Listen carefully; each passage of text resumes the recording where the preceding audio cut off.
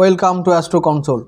আজকের বিষয়টা একটু অন্যরকম। আজকের বিষয়টা হলো তিথি অনুযায়ী, জন্মতিথি অনুযায়ী কোন কোন কালার সুটেবল বা কোন কোন কালার আমাদের জন্য লাকি, সেটা নিয়ে একটু আলোচনা করব।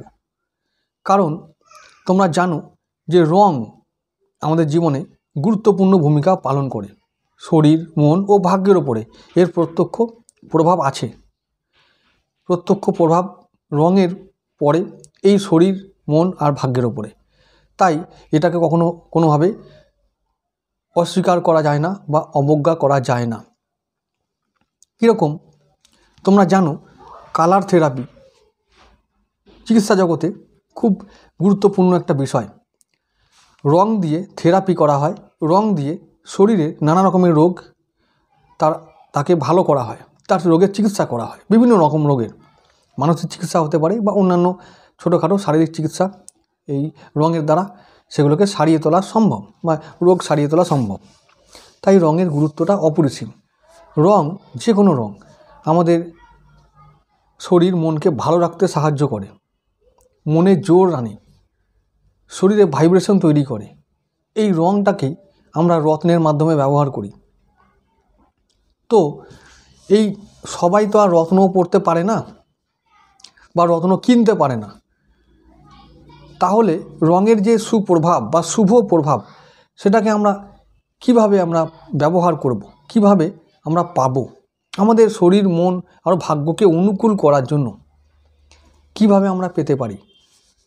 রঙের যে প্রভাবটা আছে, যে কোনো রঙের 7টা রং আছে আমরা জানি, এবং 7টা রং সূর্যের একটা রশ্মি থেকে আসে। একটা রশ্মিতে, সূর্যের একটা রশ্মিকে 7 ভাগ করলে 7টা রং আসে। প্রকৃতির মধ্যে 7টা রং বর্তমান। তো এই 7টা রঙের কিন্তু গুরুত্ব আছে। প্রতিটা রঙের এক একটা ভূমিকা আছে। এই রঙগুলোর ওপরে গ্রহের কিন্তু এক একটা গ্রহের ভূমিকা আছে, সম্পর্ক আছে। তাই আমাদের জানতে হবে যে আমাদের জন্মছক অনুযায়ী এবং জন্মতিথি অনুযায়ী কোন কোন রং আমাদের জন্য সুটেবল মানে এরকম ক্ষেত্রে শরীর, মন ও ভাগ্যকে অনুকূল রাখার জন্য কোনটা আমার শুভ রং, এটা জানা দরকার। জানলে আমরা শুধু রত্ন মাধ্যমে নয়, রত্ন ছাড়াও আমরা পোশাক আশাকের মাধ্যমে আমরা এই রঙগুলোকে বা রঙের শুভ প্রভাবকে আমরা কাজে লাগাতে পারি, আমাদের উপকারে লাগাতে পারি। আমাদের শরীর, মনকে ভালো রাখার জন্য, ভাগ্যকে অনুকূল রাখার জন্য আমরা ওই রঙগুলোকে পোশাকের মাধ্যমে ব্যবহার করতে পারি। সবাই যে রত্ন কিনতে পারে তা তো হয় না, বা এটা স্বাভাবিক, পারবে না। তো তারা কি করবে? পোশাক দিয়ে।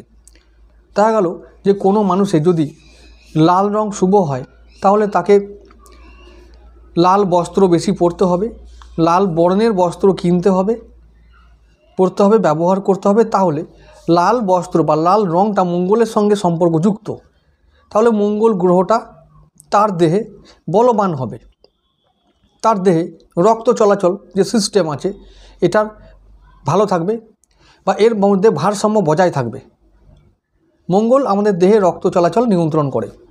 যদি এর মধ্যে কোনো হেরফের ঘটে থাকে, তাহলে আমরা লাল বস্ত্র পরিধান করে সেই হেরফেরটাকে আমরা ঠিক করতে পারি, ব্যালেন্স করতে পারি। এই হলো রঙের গুরুত্ব বা রঙের ভূমিকা বা রঙের কার্য। আমি আজকে সেই জন্য প্রত্যেকটা রাশির মানুষদেরকে বলতে চাই, প্রত্যেকটা লগ্নের মানুষদের বলতে চাই যে জন্মতিথি, রাশি লগ্ন যাই হোক, জন্মতিথি যদি এইগুলো হয়, তাহলে এই রঙগুলো তোমাদের জন্য সুটেবল। তোমরা করে দেখো, ফলো করে দেখো, উপকৃত হবে। আমি প্রথমে প্রতিপদ ও অষ্টমী দিয়ে শুরু করব। প্রতিপদ ও অষ্টমী যদি তিথিতে, এই দুই তিথিতে যদি জন্ম হয় কোনো জাতক জাতিকার, যে কোনো রাশি যে কোনো লগ্ন হতে পারে, শুধু তিথি যদি প্রতিপদ অষ্টমী হয় তাহলে তার জন্য সুটেবল হলো বা শুভ রং হলো কমলা, সাদা আর গ্রে কালার। যদি কোনো জাতক জাতিকার দ্বিতীয়া ও নবমী তিথিতে জন্ম হয় তাহলে সবুজ ও ফিকে নীল তার জন্য শুভ বর্ণ। যদি কোনো জাতক জাতিকার তৃতীয়া ও দশমী এই দুই তিথিতে জন্ম হয় তাহলে তার জন্য শুভ বর্ণ হলো লাল। যদি কোনো জাতক জাতিকার চতুর্থী ও একাদশী এই দুই তিথিতে জন্ম হয় তাহলে তার জন্য নীল ও লোহিতাভ নীল, মানে একটু লালচে নীল যদি থাকে সেই নীলটা বা সেই নীল বর্ণটা তার জন্য শুভ। যদি কোনো জাতক জাতিকার পঞ্চমী ও দ্বাদশী এই দুই তিথিতে জন্ম হয় তাহলে তার জন্য কালো, সব রকমের গাঢ় ও মেটে রং শুভ।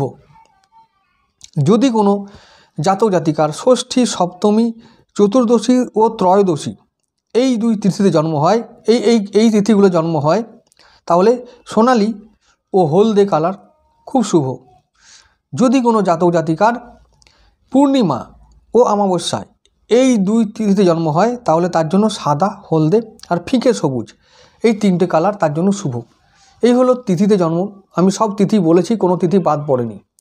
হিসেব করে দেখবে আর দরকার হলে নোট নেবে, তাহলে বুঝতে পারবে যে আমি সবগুলোই বলেছি এবং কোন তিথিতে কোন রং বলেছি লিখে নেবে এবং সেই রঙগুলোকে ব্যবহার করবে, পোশাকের মাধ্যমে পরবে। যদি পোশাকের মাধ্যমে নাও পরা সম্ভব হয় তাহলে তোমরা হাতের মধ্যে লাল সুতো, নীল সুতো, যে যে বর্ণগুলো বলেছি সেই বর্ণের সুতো তোমরা পরিধান করবে, তাহলে দেখবে পজিটিভ ভাইব্রেশন শরীরের মধ্যে অনুভব করবে।